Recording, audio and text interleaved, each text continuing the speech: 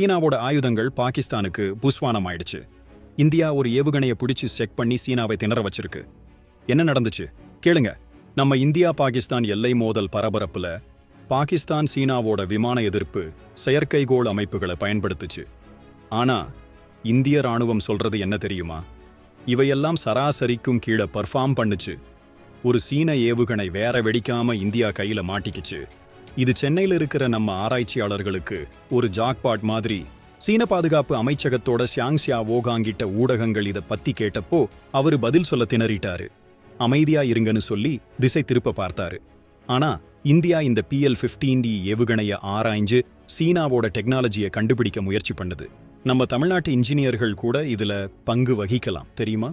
சீனாவோட ஆயுதங்கள் தோல்வியடைஞ்சது உலக அரங்கில் பெரிய தாக்கத்தை ஏற்படுத்துது. இந்தியாவோட இந்த முயற்சி நம்ம பாதுகாப்பு தொழில்நுட்பத்தை அடுத்த லெவலுக்கு கொண்டு போகுமா? நீங்க என்ன நினைக்கிறீங்க? கமெண்ட்ல சொல்லுங்க, ஷேர் பண்ணுங்க.